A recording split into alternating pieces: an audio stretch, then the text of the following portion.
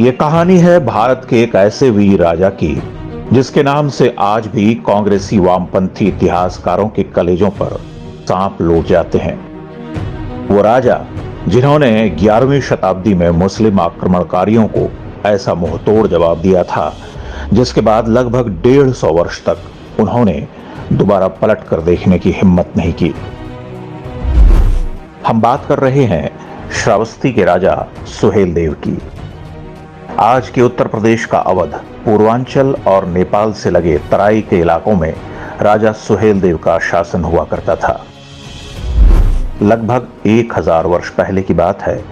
मुस्लिम आक्रमणकारी महमूद गजनवी की सेना सिंधु नदी को पार कर भारत में घुस चुकी थी। गजनवी के भतीजे सैयद सालार मसूद गाजी के नेतृत्व में एक बड़ी सेना तेजी से पूरब की तरफ बढ़ रही थी। सालार मसूद मोहम्मद गजनवी का सबसे खूंखार सेनापति माना जाता था। ये वो दौर था जब भारत के अलग अलग इलाकों में कई राजाओं का शासन हुआ करता था। महमूद गजनवी से मुकाबले के लिए 17 से अधिक राजाओं ने मिलकर एक संघ बनाया जिसका नेतृत्व सौंपा गया श्रावस्ती के राजा सुहेलदेव को। 13 जून वर्ष 1033 को सालार मसूद ने लाखों सैनिकों के साथ आक्रमण किया। राजा सुहेलदेव की सेना के साथ बहराइच में चित्तौरा झील के पास भीषण युद्ध हुआ। कहते हैं इस युद्ध में मात्र 2 दिन के अंदर गजनवी की सेना के अधिकांश सैनिक काट डाले गए। राजा सुहेलदेव ने स्वयं अपने हाथों से सालार मसूद गाजी को मौत के घाट उतार दिया। वह ज्येष्ठ पूर्णिमा का दिन था। युद्ध के बाद पीठ दिखाकर भाग रहे दुश्मनों को भी नहीं छोड़ा गया। यह भारतीय इतिहास के सबसे भयानक युद्धों में से एक माना जाता है। इसका परिणाम यह हुआ कि अगले 150 वर्ष तक किसी मुस्लिम आक्रमणकारी ने इस क्षेत्र की तरफ आंख उठाकर भी देखने की हिम्मत नहीं की। युद्ध के बाद सालार मसूद गाजी को बहराइच में ही दफना दिया गया, लेकिन 300 वर्ष बाद जब फिरोज शाह तुगलक आया तो उसने पास में ही राजा सुहेलदेव के गुरु ऋषि बालाक के आश्रम को तोड़कर सालार मसूद गाजी की दरगाह बनवा दी। इसके बाद वहां हर साल उर्स होने लगा जिसमें कुछ हिंदू भी मन्नतें मांगने के लिए जाने लगे, बिना यह जाने कि वो किसकी मजार पर मत्था टेक रहे हैं। ये परंपरा आज भी जारी है।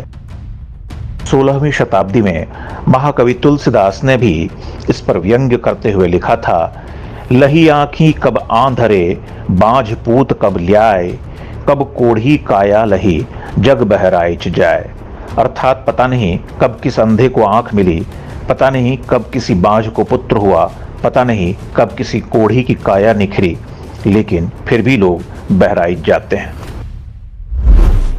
उस दौर के मुगल शासकों ने सुहेलदेव के वंशजों से हमेशा दुश्मनी निकाली। उन पर बहुत अत्याचार किए गए। बाद में अंग्रेजों ने भी उन्हें क्रिमिनल ट्राइब घोषित कर दिया। आजादी के बाद जिन कांग्रेसियों और वामपंथियों ने देश का इतिहास लिखा, उन्होंने भी राजा सुहेलदेव से बदला लेना जारी रखा और उनका नाम ही इतिहास के पन्नों से मिटा दिया।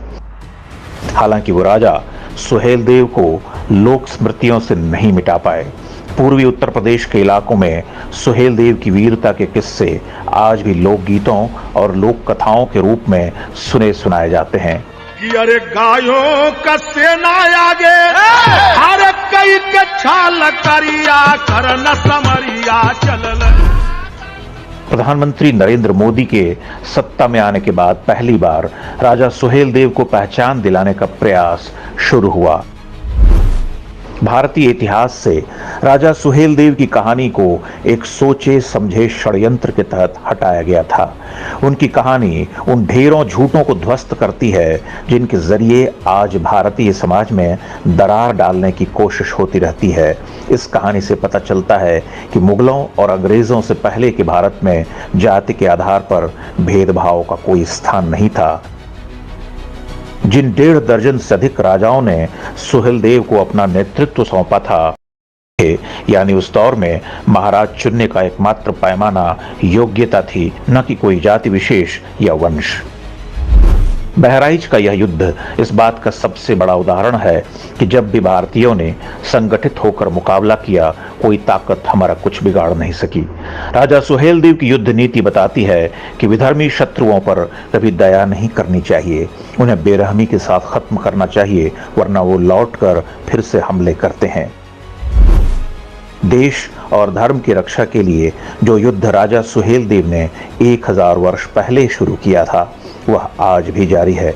सालार मसूद गाजी की अवैध औलादें आज भी हमारे बीच में हैं और हमारी एकता को तोड़ने के लिए षड्यंत्र रचती रहती हैं। इसलिए आवश्यक है कि राजा सुहेलदेव के इतिहास को अधिक से अधिक लोगों तक पहुंचाएं। लोग असली इतिहास जानेंगे तो गजनवी और गाजियों के मंसूबे कभी सफल नहीं होने पाएंगे।